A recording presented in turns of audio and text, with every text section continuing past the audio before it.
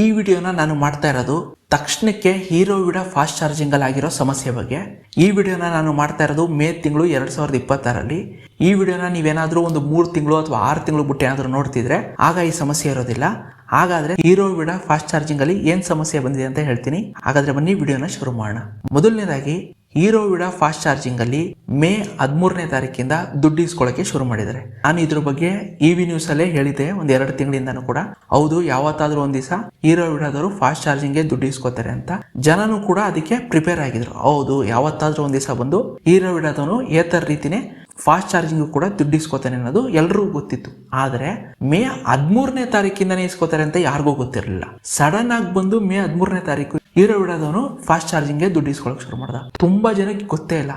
ಕೆಲವ್ರಿಗೆ ಮೆಸೇಜ್ ಕಳಿಸಿದ್ದಾರೆ ಇಂಡೈರೆಕ್ಟ್ ಆಗಿ, ಡೈರೆಕ್ಟ್ ಆಗಿ ಎಲ್ಲೂ ಕಳಿಸಿಲ್ಲ. ಇದೊಂಥರ ಅಳಿಯ ಅಲ್ಲ ಮಗಳ ಗಂಡ ಅನ್ನೋ ರೀತಿಯಲ್ಲಿ ಇಂಡೈರೆಕ್ಟ್ ಆಗಿ ಕಳಿಸಿದ್ದಾರೆ. ಯಾರಿಗೂ ಕೂಡ ಡೈರೆಕ್ಟ್ ಆಗಿ ನಾವು 13ನೇ ತಾರೀಕಿಂದ ನೀವು ಫಾಸ್ಟ್ ಚಾರ್ಜಿಂಗ್ ಮಾಡಕ್ ಹೋದ್ರೆ ದುಡ್ಡು ಇಸ್ಕೋತೀವಿ ಅಂತ ಎಲ್ಲೂ ಹೇಳಿಲ್ಲ. ಅದಕ್ಕೆ ಏನ್ ಮಾಡಿದ್ರೆ ಜನಕ್ಕೆ ಕೆಲವ್ರಿಗೆ ಅರ್ಥ ಆಗಿದೆ, ಕೆಲವ್ರು ಇಗ್ನೋರ್ ಮಾಡ್ಬಿಟ್ಟಿದ್ದಾರೆ. ನಾವೆಲ್ಲ ಯೂಟ್ಯೂಬರ್ಗಳು ನಮ್ಗೆ ಅರ್ಥ ಆಗಿದೆ, ನಾವು ಹೇಳಿದ್ವಿ. ಕೆಲವರೆಲ್ಲ ಏನ್ ಮಾಡಿದ್ದಾರೆ, ಇದು ಯಾವ್ದೋ ಅಡ್ವರ್ಟೈಸ್ಮೆಂಟ್ ಮೆಸೇಜ್ ಇರಬೇಕು ಅಂತ ಇಗ್ನೋರ್ ಮಾಡ್ಬಿಟ್ಟಿದ್ದಾರೆ. ಅದರಿಂದ ಏನಾಗಿದೆ ಅಂದ್ರೆ ಮೇ 13ನೇ ತಾರೀಕು ಎಲ್ಲಾ ಕಡೆ ಹೀರೋ ವಿಡ ಫಾಸ್ಟ್ ಚಾರ್ಜಿಂಗ್ ಮುಂದೆ ಹೋಗಿ ನಿಂತ್ಕೊಂಡ್ರೆ ಎಲ್ಲಾ ಕಡೆ ಚಾರ್ಜಿಂಗ್ ಆಗ್ತಿಲ್ಲ ಅಂತ ಹೇಳ್ಬಿಟ್ಟು ಜನ ಪ್ಯಾನಿಕ್ ಆಗಿ ಶೋರೂಮ್ ಅಲ್ಲಿ ಹೋಗಿ ಗಲಾಟೆ ಮಾಡಿದ್ದಾರೆ. ಅಷ್ಟೇ ಆಗಿದ್ರೆ ಸರಿ ಇತ್ತು, ಶೋರೂಮ್ ವರ್ಗೂ ಗೊತ್ತಿಲ್ಲ. ಅಲ್ಲಿದ್ದಂತ ಶೋರೂಮ್ ಅಲ್ಲಿ ಕೆಲಸ ಮಾಡೋ ಸೇಲ್ಸ್ ಎಕ್ಸಿಕ್ಯೂಟಿವ್ ಇರ್ಬೋದು ಅಥವಾ ಮ್ಯಾನೇಜರ್ ಇರ್ಬೋದು, ಯಾರಿಗೂ ಕೂಡ ಗೊತ್ತಿಲ್ಲ. ಇದರಲ್ಲಿ ಒಂದು ವಿಷಯ ಹೇಳ್ತೀನಿ. ನಾನು ಮೊನ್ನೆ ಅಂದರೆ 2 ದಿವಸದ ಮುಂಚೆ ಒಂದು ಹೀರೋ ಶೋರೂಮ್ ಮುಂದೆ ಹೋಗಿ ಫಾಸ್ಟ್ ಚಾರ್ಜಿಂಗ್ ಮಾಡ್ತಾ ಇದ್ದೀನಿ. ಒಳಗಡೆ ಶೋರೂಮ್ ಒಳಗೆ ಗಲಾಟೆ ಆಗ್ತಾಯಿದೆ. ಏನು ಅಂತ ನೋಡೋಕೆ ಹೋದರೆ ಒಬ್ಬರು ಕಸ್ಟಮರು ಇದೇ ತಿಂಗಳು ಮೇ 5ನೇ ತಾರೀಕು ಒಂದು ಗಾಡಿ ತೊಗೊಂಡಿದ್ದಾರೆ, ಹೀರೋ ವಿಡ VX2+. ಗಾಡಿ ತಗೊಳ್ಳೋ ಸಮಯದಲ್ಲಿ ಸೇಲ್ಸ್ ಎಕ್ಸಿಕ್ಯೂಟಿವ್ ಏನಂತ ಹೇಳಿದ್ದಾರೆ, ಸರ್ ನಿಮಗೆ ಅನ್ಲಿಮಿಟೆಡ್ ಟೈಮು ಫ್ರೀ ಆಗಿ ನೀವು ಫಾಸ್ಟ್ ಚಾರ್ಜ್ ಮಾಡ್ಬೋದು ಅಂತ ಹೇಳಿದ್ದಾರೆ. ಕಸ್ಟಮರು ಗಾಡಿ ತೊಗೊಂಡಿದ್ದಾರೆ, ತಗೊಂಡು 1 ವಾರ ಆಗಿಲ್ಲ, ಆಗಲೇ ದುಡ್ಡು ಕಟ್ಟಿ, ನೀವು ಫಾಸ್ಟ್ ಚಾರ್ಜಿಂಗ್ಗೆ ದುಡ್ಡು ಕಟ್ಟಿ ಅಂತ ಬಂದಿದೆ. ಅದಕ್ಕೆ ಕಸ್ಟಮರ್ ಬಂದು ಜಗಳ ಆಡ್ತಾ, ನನಗೆ ಈ ಗಾಡಿ ಬೇಡ, ನೀವೇ ಹಿಡ್ಕೊಳ್ಳಿ, ನಾನು ಫಾಸ್ಟ್ ಚಾರ್ಜಿಂಗ್ಗೆ ದುಡ್ಡು ಕಟ್ಟೋದಾಗಿದ್ರೆ ನಿಮ್ಮ ಗಾಡಿ ಯಾಕೆ ತಗೋತಾ ಇದೆ, ನಾನು ಏತರ ತಗೋತಾ ಇದೆ, ನನಗೆ ಈ ಗಾಡಿ ಬೇಕಾಗಿಲ್ಲ, ನೀವೇ ಹಿಡ್ಕೊಳ್ಳಿ ಅಂತ ಹೇಳ್ಬಿಟ್ಟು ಜಗಳ ಆಡ್ತಾ ಇದ್ದಾರೆ. ಯಾಕೆ ಈ ವಿಷಯ ಹೇಳ್ತಾ ಇದ್ದೀನಿ ಅಂದರೆ ಮೇ 13ನೇ ತಾರೀಕು ತನಕ ಶೋರೂಮ್ವರೆಗೂ ಗೊತ್ತಿರಲಿಲ್ಲ. ತುಂಬ ಶೋರೂಮ್ಗಳಲ್ಲಿ ಏನು ಮಾಡಿದ್ದಾರೆ ಅಂದರೆ, ಸರ್ ಫ್ರೀಯಾಗಿ ಚಾರ್ಜಿಂಗ್ ಸಿಗುತ್ತೆ ಅಂತ ಹೇಳ್ಬಿಟ್ಟು ಮೇ 13ನೇ ತಾರೀಕು ತನಕ ಕೂಡ ಗಾಡಿಗಳನ್ನ ಮಾರಾಟ ಮಾಡಿದ್ದಾರೆ. ಯಾರ್ಯಾರು 13ನೇ ತಾರೀಕಿಂತ ಮುಂಚೆ ಹೌದು ನಮಗೆ ಫ್ರೀಯಾಗಿ ಫಾಸ್ಟ್ ಚಾರ್ಜಿಂಗ್ ಸಿಗುತ್ತೆ ಅಂತ ಅನ್ಕೊಂಡು ತಗೊಂಡ್ರೋ ಅವರೆಲ್ಲರಿಗೂ 13ನೇ ತಾರೀಕು ಶಾಕ್ ಆಗಿದೆ. ಅಯ್ಯೋ ನಾವು ದುಡ್ಡು ಕಟ್ಟಬೇಕಂತ. ಇದು ಒಂದು ಕಡೆ ಆದರೆ, ಇನ್ನೊಂದು ಕಡೆ ಹಳೆ ಕಸ್ಟಮರ್ಗಳಿದ್ದಾರೆ ನೋಡಿ, 2 ವರ್ಷದಿಂದ 3 ವರ್ಷದಿಂದ ಹೀರೋ ವಿಡ V1 ಗಾಡಿ ತೊಗೊಂಡಿದ್ದಾರಲ್ಲ, ಅವ್ರು ಇಷ್ಟು ವರ್ಷದಿಂದ ಫ್ರೀಯಾಗೆ ಚಾರ್ಜ್ ಮಾಡ್ತಿದಾರಲ್ಲ, ಅವ್ರಿಗೆ ಗೊತ್ತಿಲ್ಲ. ಅವ್ರೇನು ಮಾಡಿದ್ದಾರೆ, ಬಂದು 13ನೇ ತಾರೀಕು ಬಂದು ಚಾರ್ಜ್ ಮಾಡೋಕ್ಕೆ ಟ್ರೈ ಮಾಡಿದ್ದಾರೆ, ಆಗ್ತಿಲ್ಲ. ಇದೇನಂತ ಹೇಳ್ತೀರಾ? ಅಟ್ಲೀಸ್ಟು ಹೀರೋ ವಿಡ ಕಂಪ್ನಿಯವರು 1 ತಿಂಗಳು ಮುಂಚೆ ಆದರೂ ಸರಿಯಾಗಿ ಮೆಸೇಜ್ ಮಾಡಿ ನೋಟಿಫಿಕೇಶನ್ ಕೊಟ್ಟು ಅದ್ರ ಜೊತೆಗೆ ಯಾರ್ಯಾರು ಹೊಸ ಕಸ್ಟಮರ್ ತಗೊಳಕ್ ಬರ್ತಿದ್ದಾರೆ ಅವ್ರಗಳಿಗೆ ಸೇಲ್ಸ್ ಎಕ್ಸಿಕ್ಯೂಟಿವ್ ಮುಖಾಂತರ ನಾವು ಫಾಸ್ಟ್ ಚಾರ್ಜಿಂಗ್ಗೆ ದುಡ್ಡು ಇಸ್ಕೋತೀವಿ ಅಂತ ಹೇಳ್ಬೋದಿತ್ತಲ್ವ. ಅದೇನು ಹೇಳ್ದೆ, ಮಿಸ್ಲೀಡ್ ಮಾಡಿ ಜನಕ್ಕೆ ಗಾಡಿ ಮಾರಾಟ ಮಾಡಿದ್ದಾರೆ. ಅದಾದ್ಮೇಲೆ 2ನೇ ಪ್ರಾಬ್ಲಮ್ ಏನಾಗಿದೆ ಅಂತ ಹೇಳ್ತೀನಿ, ಕೇಳಿಸ್ಕೊಳ್ಳಿ.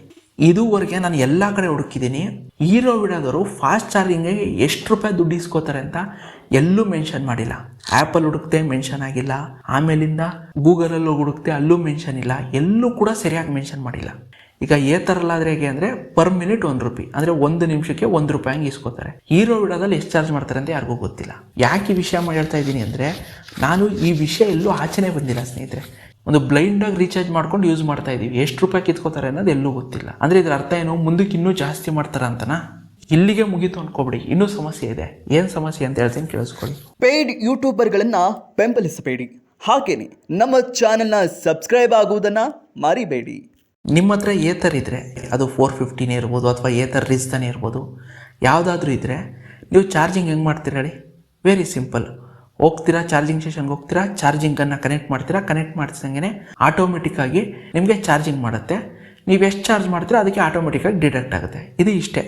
ಏತರಲ್ಲಿ ತುಂಬ ಸಿಂಪಲ್ಲು. ಹೀರೋ ವಿಡಾದಲ್ಲಿ ಏನಾಗಿದೆ ಗೊತ್ತಾ, ಫಸ್ಟು ನೀವು ಚಾರ್ಜಿಂಗ್ ಸ್ಟೇಷನ್ಗೆ ಹೋಗಬೇಕು, ಅಲ್ಲಿ ಚಾರ್ಜಿಂಗನ್ನು ಕನೆಕ್ಟ್ ಮಾಡಬೇಕು. ಕನೆಕ್ಟ್ ಮಾಡಿದ್ಮೇಲೆ ಆ್ಯಪ್ ಓಪನ್ ಮಾಡಬೇಕು. ಆ್ಯಪಲ್ಲಿ ನಿಮಗೆ ಕನೆಕ್ಟೆಡ್ ಅಂತ ಬರುತ್ತೆ, ಅಲ್ಲೋಗ್ಬಿಟ್ಟು ಎಷ್ಟು % ನಿಮಗೆ ಚಾರ್ಜ್ ಆಗಬೇಕು ಅಂತ ಹೇಳ್ಬಿಟ್ಟು ಸೆಲೆಕ್ಟ್ ಮಾಡಬೇಕು. ಆಮೇಲೆ ಕನೆಕ್ಟೆಡ್ ಕೊಡಬೇಕು. ಅದಾದಮೇಲಿಂದ ನಿಮಗೆ ಚಾರ್ಜಿಂಗ್ ಶುರು ಆಗೋದು.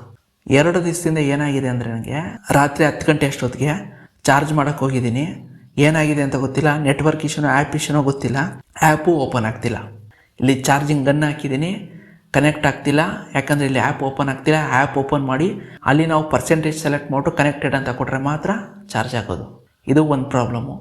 ಇನ್ನೊಬ್ರು ಕಸ್ಟಮರ್ಗೆ ಏನಾಗಿದ್ದಾರೆ ಅಂದರೆ, ಅಪ್ಪ ಗಾಡಿ ತಂದಿದ್ದಾರೆ, ಮಗನ ಹತ್ರ ಆ್ಯಪ್ ಇದೆ, ಅವರೆಲ್ಲೋ ಇದ್ದಾರೆ, ಈಗ ಹೆಂಗೆ ಚಾರ್ಜ್ ಮಾಡ್ತಾರೆ? ಇಲ್ಲಿ ಕನೆಕ್ಟ್ ಮಾಡಿಬಿಟ್ಟು ಅವ್ರಿಗೆ ಫೋನ್ ಮಾಡಿ ಹೇಳಬೇಕು. ತಲೆನೋವು. ಈ ಥರಲ್ಲಿ ಹಂಗಿಲ್ಲ. ಚಾರ್ಜಿಂಗನ್ನು ಕನೆಕ್ಟ್ ಮಾಡು, ಆಟೋಮೆಟಿಕ್ಕಾಗಿ ಅದೇ ರೀಡಿಂಗ್ ತೊಗೊಂಡು ಅದೇ ನಿಮ್ಮ ವ್ಯಾಲೆಟಲ್ಲಿರೋ ಅಮೌಂಟ್ನ ಡಿಡಕ್ಟ್ ಮಾಡಿಕೊಂಡು ಚಾರ್ಜಿಂಗ್ ಮಾಡುತ್ತೆ. ಇದರಲ್ಲಿ ಹಂಗಲ್ಲ. ಆ್ಯಪ್ ಓಪನ್ ಮಾಡಬೇಕು, ಅಲ್ಲಿ ಪರ್ಸೆಂಟೇಜ್ ಸೆಲೆಕ್ಟ್ ಮಾಡಬೇಕು, ಆಮೇಲೆ ಚಾರ್ಜಿಂಗ್ ಕೊಡಬೇಕು. ಎಷ್ಟು ತಲೆನೋವು ಇದು. ಅಷ್ಟೇ ಅಲ್ಲದೆ ಇದನ್ನು ಹೀರೋ ವಿಡಾದವರ ಅವಿವೇಕಿತನ ಅನ್ಬೇಕೋ ಅಥವಾ ಪೆದ್ದತನ ಅನ್ಬೇಕೋ ನನಗಂತೂ ಗೊತ್ತಾಗ್ತಿಲ್ಲ. ಕಾರಣ ಏನಂದರೆ, ಯಾವತ್ತೂ ಅರ್ಥ ಮಾಡ್ಕೊಳ್ಳಿ, ಜನರಿಂದ ನಾವು ದುಡ್ಡು ಇಸ್ಕೊಳ್ಳೋಕೆ ಶುರು ಮಾಡಬೇಕು ಅಂತ ಅಂದ್ಕೊಂಡಿದ್ರೆ ಸ್ವಲ್ಪನೇ ಇಸ್ಕೊಳ್ಳೋಕೆ ಶುರು ಮಾಡಬೇಕು, ಸ್ವಲ್ಪನೇ ಜಾಸ್ತಿ ಮಾಡ್ತಾ ಹೋಗ್ಬೇಕು. ಉದಾಹರಣೆಗೆ ಜಿಯೋ ಕಂಪ್ನಿನ ನೋಡ್ಕಲೀರಿ. ಸ್ಟಾರ್ಟಿಂಗ್ ಜಿಯೋ ಬಂದಾಗ ಫ್ರೀ ಕೊಟ್ಟರು 3 ತಿಂಗಳು, ಆಮೇಲಿಂದ 3 ತಿಂಗಳಿಗೆ 100 ರೂಪಾಯಿ ಅಂದರು, ಆಮೇಲೆ ತಿಂಗ್ಳಿಗೆ 100 ರೂಪಾಯಿ ಅಂದರು, ಆಮೇಲೆ 150 ಆಯಿತು, 200 ಆಯಿತು, 250 ಆಯಿತು, ಈಗ 300 ರೂಪಾಯಿಲಿದೆ. ಅದೇ ರೀತಿ ಹೀರೋ ವಿಡೋದವರು ಅಷ್ಟೇ. ದಯವಿಟ್ಟು ಸ್ಟಾರ್ಟಿಂಗ್ ಸ್ವಲ್ಪ ಕಮ್ಮಿ ಇಸ್ಕೊಳ್ಳಿ. ತಿಂಗಳಿಗೆ 100 ರೂಪಾಯಿ ರೀಚಾರ್ಜ್ ಮಾಡಿ, 200 ರೂಪಾಯಿ ಮಾಡಿ, ಕೊನೆಗೆ 1 ನಿಮಿಷಕ್ಕೆ 1 ರೂಪಾಯಿ ಹಂಗೆ ಇಸ್ಕೋತಿರೋ ಅಥವಾ 2 ರೂಪಾಯಿ ಇಸ್ಕೋತಿರೋ ಅದು ನಿಮಗೆ ಕೊಟ್ಟಿದ್ದು. ಡೈರೆಕ್ಟಾಗಿ ಹೋಗಿ 1 ನಿಮಿಷಕ್ಕೆ 1 ರೂಪಾಯಿ. ಹತ್ತತ್ರ ನನಗೂ ಗೊತ್ತಿಲ್ಲ, ಬಟ್ ನಾನು ಇದುವರೆಗೆ ಚಾರ್ಜ್ ಮಾಡಿದಾಗ ನನಗನ್ಸ್ತಿರೋದು 1 ರೂಪಾಯಿ 1 ನಿಮಿಷ ಹಂಗೆ ಇಸ್ಕೋತಾ ಇದ್ದಾರೆ. ಅಂದರೆ 1 ಕಿಲೋಮೀಟ್ರಿಗೆ 1 ರೂಪಾಯಿ. ಟೋಟಲ್ ನೀವು ಹತ್ತತ್ರ ಅಂದರೆ 80% ಚಾರ್ಜ್ ಮಾಡಿದ್ರೆ 80 ಕಿಲೋಮೀಟ್ರ್ ಹೋಗ್ತೀರಾ. 80 ಕಿಲೋಮೀಟ್ರಿಗೆ ಹತ್ತತ್ರ ಇರೋ ಒಂದು 60ರಿಂದ 80 ರೂಪಾಯಿ ಇಸ್ಕೋತಾ ಇದ್ದಾರೆ. ನಾನು ಹೇಳೋದು ಒಂದು ಮಾತು, ದಯವಿಟ್ಟು ಸ್ವಲ್ಪ ಕಮ್ಮಿ ಇಸ್ಕೊಳ್ಳಿ ಸ್ಟಾರ್ಟಿಂಗು, ಆಮೇಲೆ ಹೋಗ್ತಾ ಜಾಸ್ತಿ ಮಾಡಿ. ಅಷ್ಟೇ ಅಲ್ಲದೆ ಇವರು ಯಾವಾಗಿಂದ ಫಾಸ್ಟ್ ಚಾರ್ಜಿಂಗ್ ದುಡ್ಡು ಇಸ್ಕೊಂಡಿರೋದು? ಮೇ 13ನೇ ತಾರೀಕಿಂದ. ಈಗ ಏನಾಗಿದೆ ದೇಶದಲ್ಲಿ, ಒಂದು ಕಡೆ IPL ನಡೀತಾ ಇದೆ. ಇವರೇ IPL ಅಲ್ಲಿ ಸ್ಪಾನ್ಸರ್ ಮಾಡಿ ಹೀರೋ ವಿಡಾ ಯೂಟರ್ ಅಂತ ಹೇಳ್ಬಿಟ್ಟು ಅಡ್ವರ್ಟೈಸ್ಮೆಂಟ್ ಕೊಡ್ತಾ ಇದ್ದಾರೆ. ಕೋಟ್ಯಾಂತರ ಜನ ನೋಡ್ತಾ ಇದ್ದಾರೆ. ನೋಡಿದವರು ಒಂದಷ್ಟು ಜನ ಬಂದು ಗಾಡಿನ ವಿಚಾರಿಸ್ತಾ ಇದ್ದಾರೆ. ಅಂಥ ಸಮಯದಲ್ಲಿ ಇವರು ಚಾರ್ಜಿಂಗ್ನ ಮುಂದಕ್ಕೆ ಹಾಕಬೇಕು. ಅಂದರೆ ಈಗ ಬೇಡ, ಇನ್ನೊಂದು 2 ತಿಂಗಳು ಬಿಟ್ಟು ನಾವು ಚಾರ್ಜಿಂಗ್ ದುಡ್ಡು ಇಸ್ಕೊಳ್ಳೋದ ಅನ್ಬೇಕೇ ಹೊರತು, ಇವರು IPL ಅಲ್ಲೂ ಸ್ಪಾನ್ಸರ್ ಮಾಡ್ತಾರೆ. ಇದೇ ಟೈಮಲ್ಲಿ ಇವರು ಫಾಸ್ಟ್ ಚಾರ್ಜಿಂಗ್ಗೆ ದುಡ್ಡು ಇಸ್ಕೋತಾರೆ. ಇದೇ ಮೂಡ್ ಆಫಲ್ಲಿ ಇರ್ತೀನಿ, ಅಯ್ಯೋ ಫಾಸ್ಟ್ ಚಾರ್ಜಿಂಗ್ ದುಡ್ಡು ಕಟ್ಟಬೇಕಲ್ಲ ಅಂತ. ಯಾರಾದರೂ ಬಂದು ಹೊಸ ಕಸ್ಟಮರ್ ಸರ್ ಈ ಗಾಡಿ ತೊಗೊಳೋದ ಬೇಡ ಅಂದರೆ, ಬೇಡ ಬಿಡಿ ಸರ್, ಫಾಸ್ಟ್ ಚಾರ್ಜಿಂಗ್ ದುಡ್ಡು ಇಸ್ಕೊತಾರೆ, ಈ ಥರನೇ ತೊಗೊಳಿರ್ತಾರೆ. ನಾನೇ ಅಂತಲ್ಲ, ಯಾರಾದರೂ ಅಷ್ಟೇ. ಅಷ್ಟೆಲ್ಲದೆ ಇನ್ನೊಂದು ವಿಷಯ ಮುಖ್ಯವಾಗಿ ಆಗಿರೋದು ಏನು ಹೇಳಿದ, ದೇಶದಲ್ಲಿ ಪೆಟ್ರೋಲ್ ರೇಟ್ ಜಾಸ್ತಿ ಆಗ್ತಾ ಇದೆ. ಕಳೆದ 10 ದಿವಸದಲ್ಲೇ ಹತ್ತತ್ರ ಒಂದು 5ರಿಂದ 6 ರೂಪಾಯಿ ಪೆಟ್ರೋಲ್ ರೇಟ್ ಜಾಸ್ತಿ ಆಗಿದೆ. ಜನ ಏನು ಮಾಡ್ತಾ ಇದ್ದಾರೆ, ಇನ್ನು ಪೆಟ್ರೋಲ್ ಗಾಡಿ ಬೇಡ, ಎಲೆಕ್ಟ್ರಿಕ್ ಗಾಡಿ ತೊಗೊಳೋದ ಅಂತ ಬರ್ತಾ ಇದ್ದಾರೆ. ಇದು ಸುವರ್ಣ ಅವಕಾಶ. ಇದು ಯಾವಾಗಲೂ ಈ ಥರ ಬರಲ್ಲ. ಯಾಕಂದರೆ ಪೆಟ್ರೋಲ್ ರೇಟ್ ಜಾಸ್ತಿ ಆಗ್ತಾ ಇದೆ. ಎಲ್ಲ ಕಂಪ್ನಿಗಳು ಡಿಸ್ಕೌಂಟ್ ಕೊಟ್ಟು ಹೇಗಾದರೂ ಮಾಡಿ ಎಲೆಕ್ಟ್ರಿಕ್ ಗಾಡಿಗಳನ್ನ ಈ ಟೈಮಲ್ಲಿ ಮಾರಾಟ ಮಾಡೋದು ಅಂತ ಇದ್ದಾರೆ. ಇವ್ರು ನೋಡಿದ್ರೆ ಇದೇ ಸಮಯಕ್ಕೆ ಬಂದು ಫಾಸ್ಟ್ ಚಾರ್ಜಿಂಗ್ಗೆ ದುಡ್ಡು ಇಸ್ಕೊತಾ ಇದ್ದಾರೆ. ಅಟ್ಲೀಸ್ಟ್ ಇನ್ನೊಂದು 2 ತಿಂಗಳು ಬಿಟ್ಟು ನೀವು ಫಾಸ್ಟ್ ಚಾರ್ಜಿಂಗ್ ದುಡ್ಡು ಇಸ್ಕೊಂಡಿದ್ರೆ ಏನು ಕೋಟ್ಯಾಂತರ ರೂಪಾಯಿ ಲಾಸ್ ಆಗ್ತಿರಲಿಲ್ಲ ಅಲ್ವಾ? 3-4 ವರ್ಷದಿಂದ ತಡ್ಕೊಬಂದಿರೋರಿಗೆ ಇನ್ನೊಂದು 2-3 ತಿಂಗಳು ಕೊಟ್ಟಿದ್ರೆ ಏನಾಗೋದು? ಇದೇ ನೋಡಿ ಮಾರ್ಕೆಟಿಂಗಲ್ಲಿ ಮಾಡೋವಂಥ ಮಿಸ್ಟೇಕ್ಗಳು. ಯಾವ ಟೈಮಲ್ಲಿ ಏನು ಮಾಡಬೇಕು ಅಂತ ಗೊತ್ತಿಲ್ಲ. ಅದಕ್ಕೆ ಇವತ್ತು ಹೀರೋ ವಿಡಾ 4ನೇ ಪ್ಲೇಸಲ್ಲಿದೆ. ಏನು ಹೇಳೋದು ಅಂತ ಅರ್ಥ ಆಗ್ತಿಲ್ಲ. ಸದ್ಯಕ್ಕಂತೂ ಈ ಪ್ರಾಬ್ಲಮ್ ಬಂದಿದೆ. ಜನ ಎಲ್ಲ ತುಂಬಾ ಡಿಸಪಾಯಿಂಟ್ ಆಗಿದ್ದಾರೆ. ಎಲ್ಲರದ್ದು ಮೂಡ್ ಆಫ್ ಆಗಿದೆ. ಹೀರೋ ವಿಡಾ ಗಾಡಿ ತೊಗೊಂಡವ್ರಲ್ಲ. ಸೊ ಇದ್ರ ಬಗ್ಗೆ ನಿಮ್ಗೆ ಏನು ಅನಿಸ್ತೇನೆ ಅನ್ನೋದನ್ನ ದಯವಿಟ್ಟು ಕಮೆಂಟ್ ಮಾಡಿ ತಿಳಿಸಿ ಸ್ನೇಹಿತರೆ. ಅಷ್ಟೇ.